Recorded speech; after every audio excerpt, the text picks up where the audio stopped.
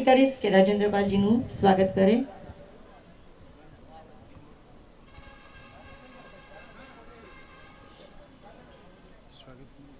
સ્વાગત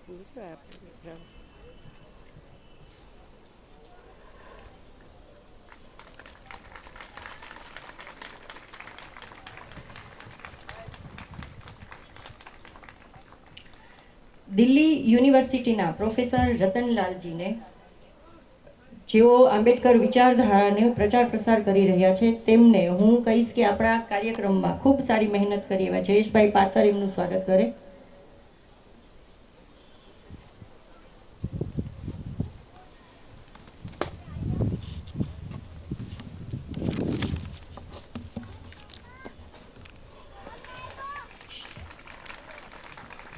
સાધુ સાધુ સાધુ અહીંયા હાજર મહાનુભાવોનું હું ખૂબ દિલથી સ્વાગત કરું છું. અને સાથે સાથે હવે કાર્યક્રમ બહુ લેટ થઈ ગયો છે, એટલે આપણે જેમને સાંભળવા આવ્યા છીએ એવા આપણે શરૂઆત કરીએ. રાજેન્દ્રપાલજી, આપની સાથેથી શરૂઆત કરીએ કે કાર્યક્રમનું જે આપણો વિષય છે કે મહાબોધિ બૌદ્ધ વિહાર એ મુક્તિ આંદોલનનું સમર્થન અને આગળ આપણે જે બૌદ્ધિસ્ટ લોકો છે એમનું ભવિષ્ય શું છે એ માટેના ચિંતન અને માર્ગદર્શન માટે હું રાજેન્દ્રપાલજીને વિનંતી કરીશ કે બે શબ્દો બોલે.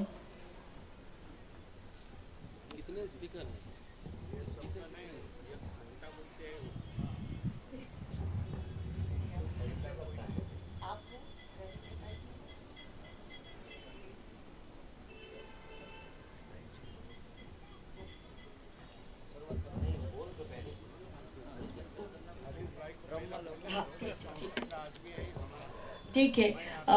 હું હરીશભાઈ રાવલિયાને વિનંતી કરીશ કે આપણી પાસે ખૂબ ઓછો સમય છે, તો ટૂંકમાં આપની વાર્તા કરે. સર જરા સમયનું ધ્યાન રાખીને. સમયનું ધ્યાન તો કેમ રહે, સમય આપકો જ્યાદા સમય લેને. નમો બુદ્ધાય.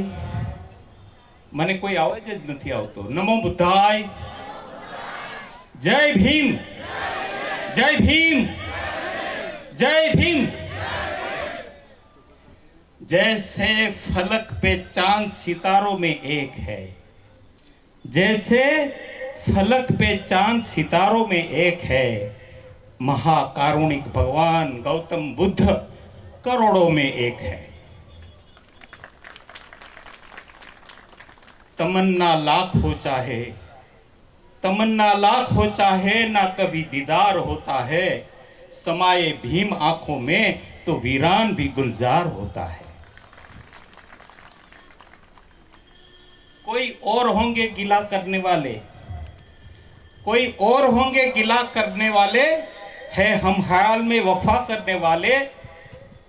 भीमराव जी, आप ही आए हो हमारे दिल में दर्द बनके, आप ही हमारे दर्द की दवा करने वाले.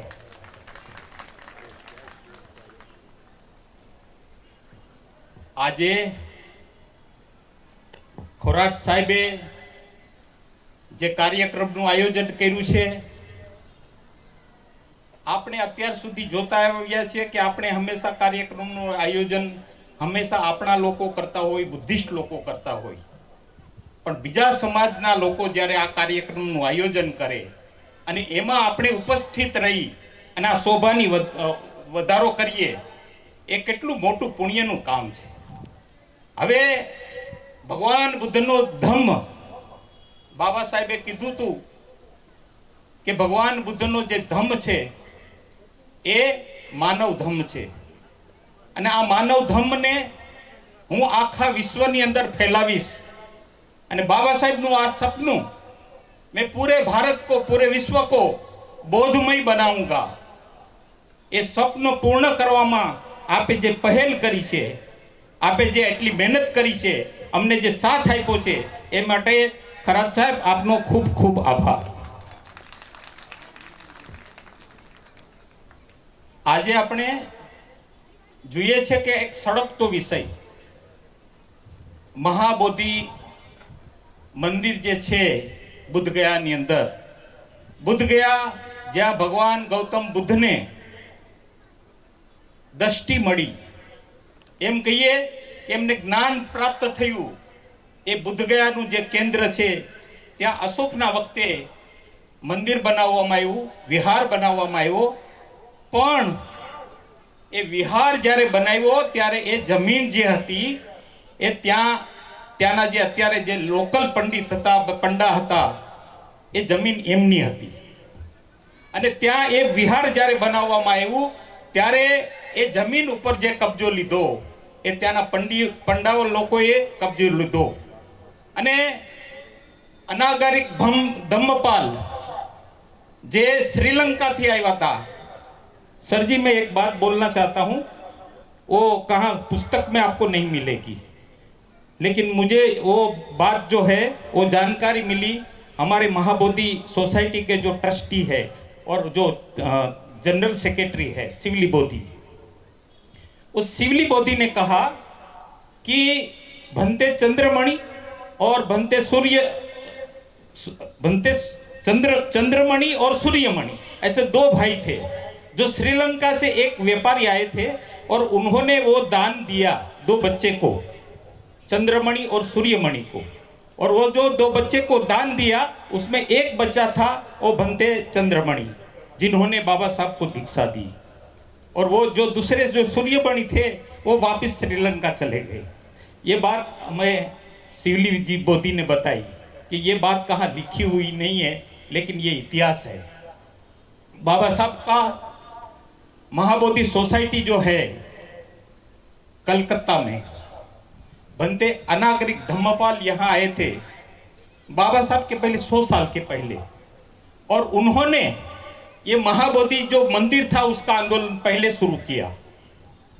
और वो आंदोलन में शुरू करने के लिए उन्होंने बहुत कष्ट उठाए. एक बार तो कोर्ट में जीत भी गए, लेकिन फिर भी उनको वहां सफलता नहीं मिली. और वो आंदोलन जो चल रहा था तो उसके बाद में फिर स्वतंत्रता की जो लड़ाई वगैरह हो गई थी अपने से, तो गांधी जी और राजेंद्र प्रसाद वगैरह जो है उनको कुछ वो मिले और उससे बात भी हुआ, लेकिन वो बोले गांधी जी और महात्मा जी और राजेंद्र प्रसाद जी वो बोले कि भाई अभी आप स्वतंत्रता की लड़ाई चालू है, हम लोग लड़ रहे हैं, ये जो इश्यू है हमारे हाथ में जैसे अंग्रेज चले जाएंगे उसके बाद में ये महाबोधि जो मंदिर है उसका जो प्रश्न है वो हम बाद में सोल्व करेंगे हम लोग मिलके. लेकिन इसके बाद में बाबा साहब ने संविधान बनाया. बाबा साहब ने पहली बार दीक्षा लिया और दिल्ली का जो महाबोधि विहार है वहां बाबा साहब ने 1950 में दीक्षा लिया, महाबोधि विहार में जो बिरला मंदिर के एकदम पास में है. यह हिस्ट्री है. बाबा साहब ने वहां पहले दीक्षा लिया और उसके बाद में the Buddhist society of India जो बाबा साहब ने स्थापित की थी 1954 में, और 1955 में उसका रजिस्ट्रेशन हुआ. और रजिस्ट्रेशन में बाबा साहब उसके फर्स्ट चेयरमैन थे.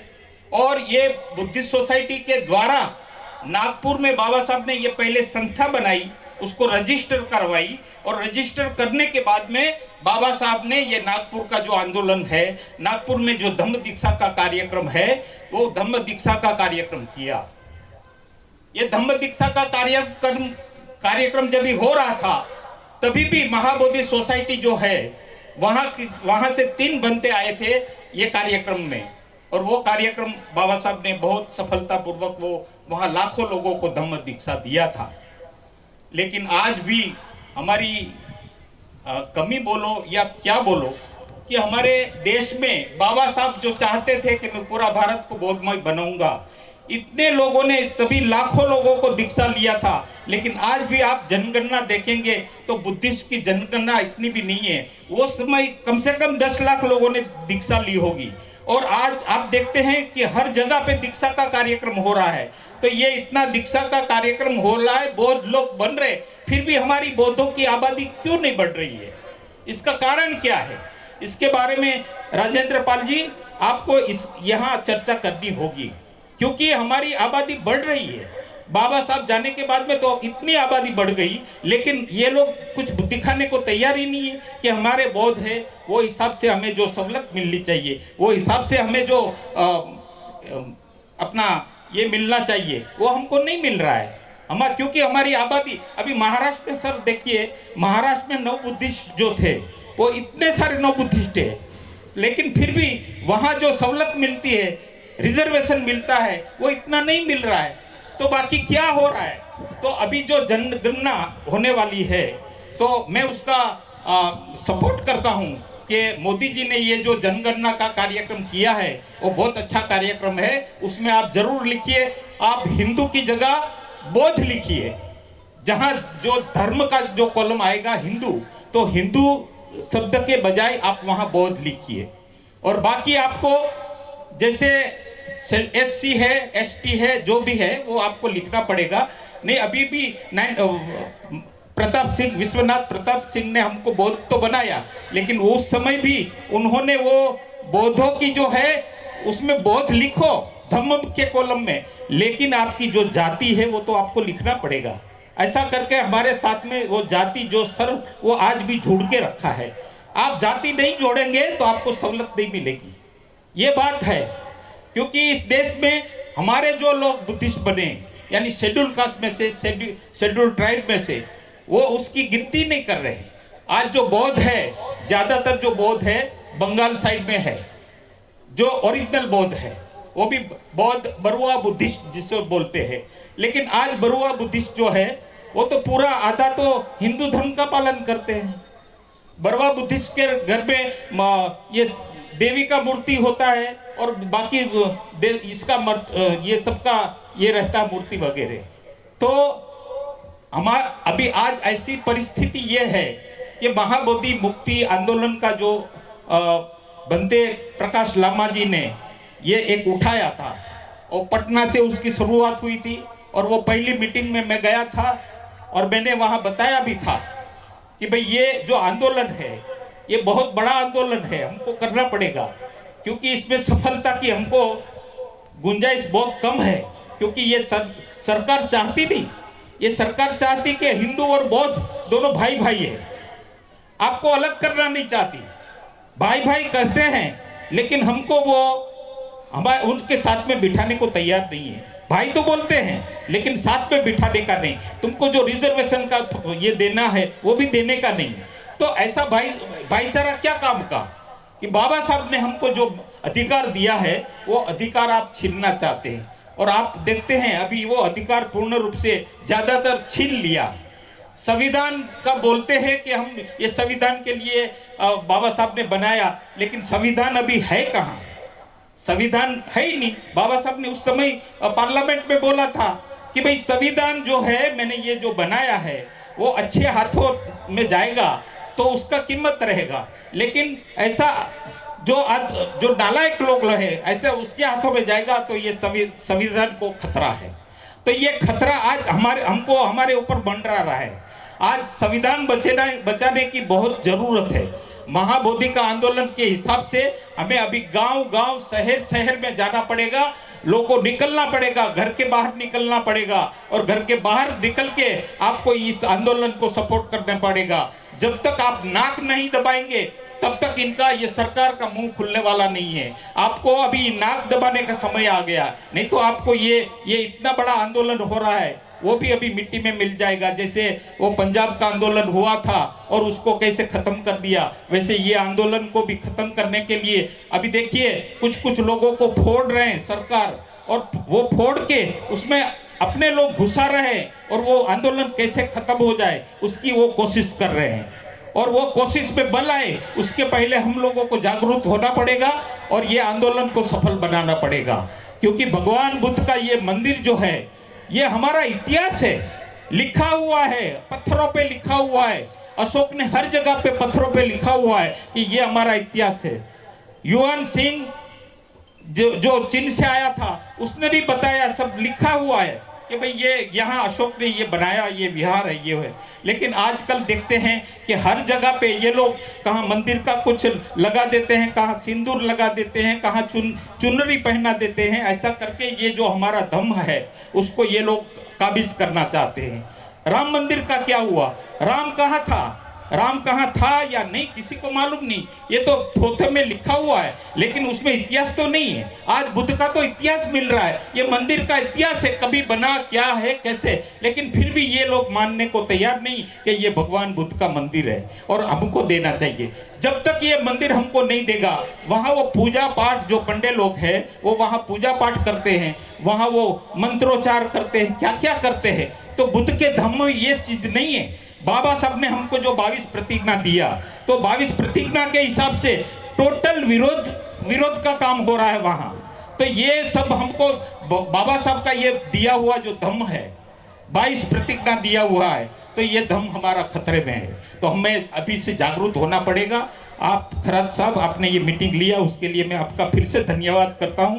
और मैं आपको भगवान बुद्ध का एक संदेश है, बहुत छोटे शब्दों में 2 मिनट में खत्म करता हूं सर।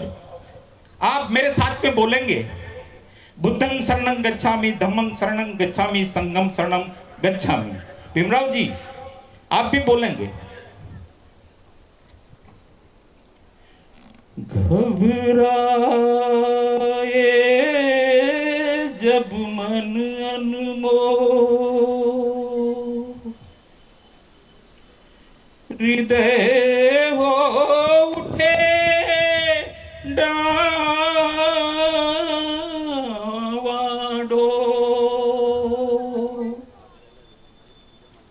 घबराए जब मन अनमोल और हृदय हो डावाडोल, तब मानव तू मुख से बोल। सबको बोलना है, बुद्धं शरणं गच्छामि, धम्मं शरणं गच्छामि, संघं शरणं गच्छामि।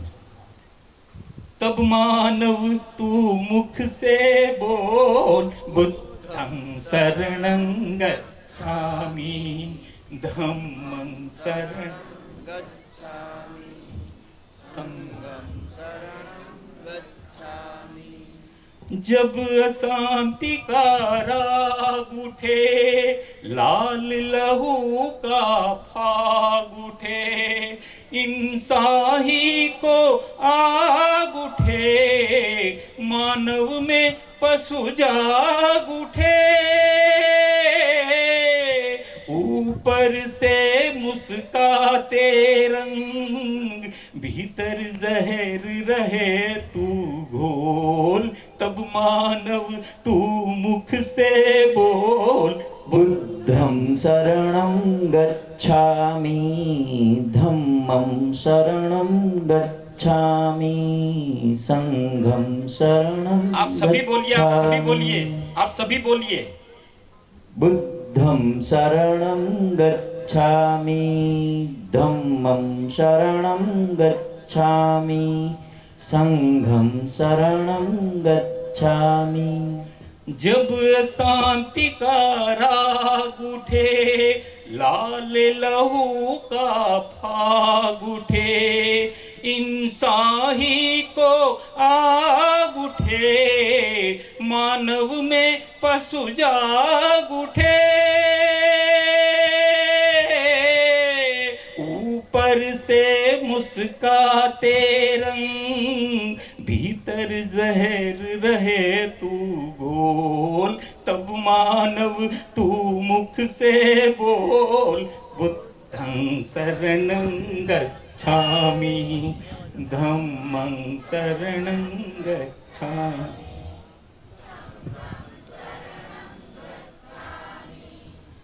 दूर किया जिसने जन मन से, मानव मन का अंधियारा,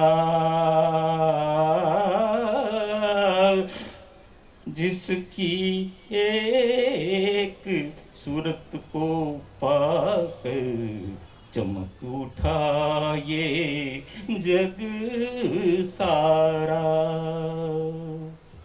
दूर किया जिसने जन मन से मानव मन का अंधियारा, जिसकी एक किरण को छूकर चमक उठा ये जग सारा। दीप का सदा जले, दया अहिंसा सदा पले, सुख शांति की छाया में जनगण मन में प्यार पले। भारत में भगवान बुद्ध का गूंजे घर घर मंत्र अमोल, तब मानव तू मुख से बोल, बुद्धं धम्मं शरणं गच्छामि, संघं शरणं गच्छामि। नमो बुद्धाय, जय भीम। खूब खूब आभार। साधु